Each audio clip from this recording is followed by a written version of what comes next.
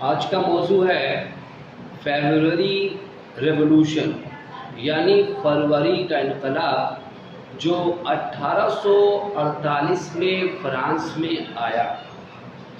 یہ انقلاب فرانس کی تاریخ کا ایک عظیم الشان واقعہ ہے جس نے فرانس سے بادشاہت کا خاتمہ کر دیا اور فرانس کو ریپبلکن شکل دی۔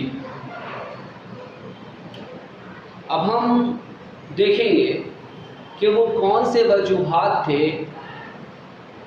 جن کی بنا پر عوام نے بادشاہ لوئیس فلپ کے خلاف جو ہے بغاوت کا پرچم بلند کیا۔ سب سے پہلے دیکھیے کہ مختلف سیاسی جماعتوں کی مخالفت ہوا یوں کہ لوئیس فلپ جب فرانس کا بادشاہ بنایا گیا، فرانس میں جولائی مونارکی قائم ہوئی، تو ابتدائی زمانے میں اس نے جمہوری قدروں کی بڑا احترام کیا، عوامی ضروریات کا خیال رکھا اور بڑی مقبولیت حاصل کی۔ لیکن کچھ ہی دنوں کے بعد جو ہے اس کی شہرت کا گراف جو ہے گرتا چلا گیا اور رفتہ رفتہ عوام اس کے خلاف ہوتی چلی گئی۔ فرانس میں مختلف سیاسی پارٹیوں کا وجود آیا جو نظریات کے طور پر ایک دوسرے کے بالکل مخالف تھے۔ بادشاہت پرست سیاسی پارٹیاں جو تھی وہ لوئیس فلپ کو فرانس کے تخت کا جائز وارث نہیں مانتی تھی، بلکہ ان کے نظر میں بوربون خاندان کے بادشاہی تخت کے حقدار تھے۔ ادھر دوسری طرف دیکھو گے، چونکہ فرانس مکمل طور پر ریپبلکن نہیں بن پایا تھا، تو ایسی سیاسی جماعتیں جو ریپبلکن حکومت کی خواہش مند تھی وہ بھی لوئیس فلپ کے خلاف تھی، اور نیپولین بوناپارٹ کے حمایتی چاہتے تھے کہ اس کا بھتیجا لوئی بوناپارٹ جو ہے فرانس کے تخت پر بیٹھے۔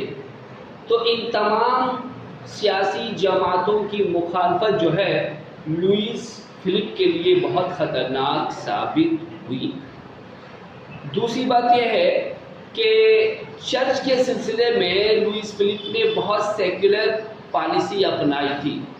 جیسا کہ ہم جانتے ہیں فرانسیسی انقلاب سے پہلے جو ہے وہاں چرچ کے اختیارات بہت زیادہ تھے، اور چرچ جو ہے مختلف طبقات سے مختلف قسم کے ٹیکس وصولا کرتی تھی، سارے لوگوں کو ایک جیسے اختیارات نہیں تھے، اور چرچ سے جڑے لوگوں کا مرتبہ بہت اعلیٰ تھا۔ لیکن لوئیس فلپ کے زمانے میں ایسا نہیں ہوا، وہ ایک سیکولر پسند بادشاہ تھا، اس نے تمام لوگوں کو یکساں مذہبی حقوق دے رکھے تھے، اس لیے جو چرچ تھی وہ لوئیس فلپ کی بادشاہی کے سخت مخالف ہو گئی تھی اور چاہتی تھی کہ اس کی بادشاہت کو ختم کیا جائے۔ تیسرا نقطہ، مزدوروں اور کسان کے طبقے کی جانب لاپرواہی۔ تو فرانسیسی پارلیمنٹ جس نے لوئیس فلپ کو بادشاہ بنایا تھا وہ عوامی و جمہوری نہیں تھا۔ پارلیمنٹ کے الیکشن میں انہی لوگوں کو ووٹ دینے کا حق دیا گیا تھا جو ایک خاص قدر والی جائیداد کے مالک تھے۔ صاحب جائیداد لوگوں کے مفاد کی نگرانی کرتی تھی یہ پارلیمنٹ۔ چونکہ بادشاہ بورژوا لوگوں کی مدد سے تخت پر بیٹھا تھا، لہذا وہ بھی ان دولت مند لوگوں کو ہر طرح سے مدد کرتا تھا اور ان کے مفاد کی حفاظت کرتا تھا۔ اس طرح کسان، مزدور اور غریب لوگ اس عوام دشمن پارلیمنٹ اور بادشاہ دونوں سے سخت ناراض تھے۔ مزدور لوگ خاص طور پر لوئی فلپ سے انتہا بیزار تھے۔ صنعتی انقلاب کے نتیجے میں فرانس میں مزدور طبقہ کا جنم ہو چکا تھا، لیکن یہ لوگ جانور جیسی زندگی گزارنے پر مجبور تھے۔ لیکن بادشاہ نے ان کی حالت میں بہتری لانے کے لیے کچھ نہیں کیا۔ ان حالات میں اجتماعی تحریک نے مزدوروں کو اپنی جانب متوجہ کیا، ان کے اندر سیاسی شعور نے فروغ پایا اور وہ لوگ بادشاہ کو تخت سے بے دخل کرنے کی تحریک میں ہر طرح سے شامل ہوتے چلے گئے۔ پھر ایک نقطہ بنتا ہے عوام کی سیاسی بیداری۔ دیکھو کوئی بھی تحریک جو ہے اس وقت تک وقوع پذیر نہیں ہو سکتی جب کہ عوام میں سیاسی بیداری نہ ہو۔ عوام کی ذہنیت تیار کیے بغیر کبھی بھی کوئی تحریک لائی نہیں جا سکتی۔ تو اس زمانے کے مشہور سیاستدانوں نے عوام کے ذہن میں جو ہے بادشاہت کی بدعنوانی، اس کی ناکامی کے تمام راز کو فاش کر دیا تھا۔ اب وہ چاہتے تھے کہ بادشاہ جو ہے لوگوں کو ان کے حقوق سے نوازے۔ عوام ان سیاستدانوں کی باتوں سے متفق تھے، لیکن بادشاہ نے ان کے مطالبات کو مکمل طور پر ٹھکرا دیا۔ جب ایسا کیا تو عوام بھڑک اٹھے اور انہوں نے احتجاج کرنا شروع کیا، تو سپاہیوں نے، بادشاہ کے سپاہیوں نے ان پر گولی چلا دی۔ 23 لوگ جان سے ہاتھ دھو بیٹھے اور بہت سے لوگ زخمی ہوئے۔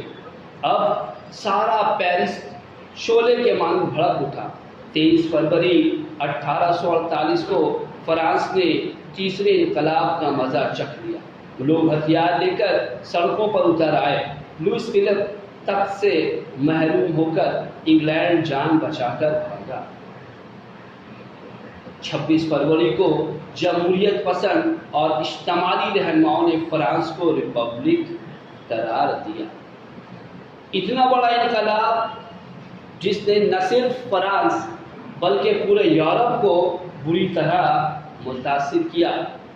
فروری انقلاب کا سب سے پہلا اثر یہ نکلا کہ فرانس سے بادشاہت کا خاتمہ ہو گیا، یعنی بادشاہت کے تابوت میں اس انقلاب نے آخری کیل پھونک ڈالی اور فرانس جو ہے، فرانس میں دوسرے ریپبلک کی ابتدا ہوئی۔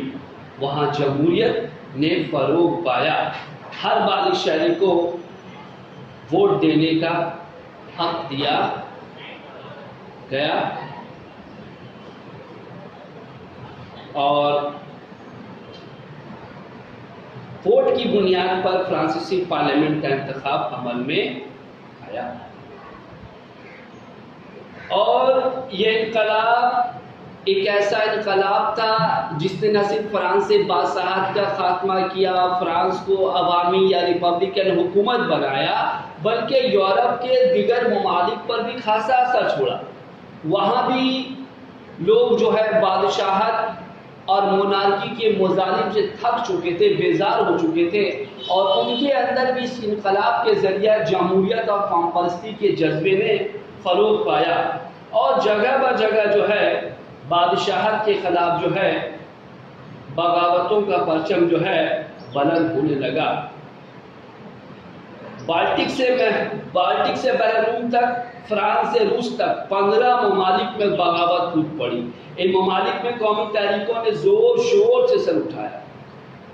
لوئی کو ساؤتھ کی رہنمائی میں ہنگری میں قوم پرستوں نے زبردست تحریک چلائی۔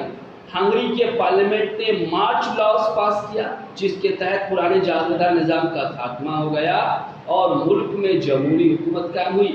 عوام کو سیاسی حقوق سے سرفراز کیا گیا اور پریس کو بھی آزادی دی۔ اٹلی کی جانب اگر نظر ڈالتے ہیں تو اٹلی کی ریاستوں لومبارڈی، وینس، پیگماؤنٹ، سارڈینیا، پارما، میلان، سسلی، مورٹینا، نیپلس اور پوپ سلطنت میں عوام نے آسٹریا کے اثرات کو ختم کرنے کی پوری کوشش کی۔ تو اس طرح کیا دیکھتے ہیں کہ جولائی کا انقلاب ایک ایسا انقلاب تھا جس نے نہ صرف فرانس کو بلکہ پوری دنیا کو متاثر کیا، اور یہی وہ انقلاب تھا جس نے فرانس سے بادشاہت کا نام و نشان مٹا دیا۔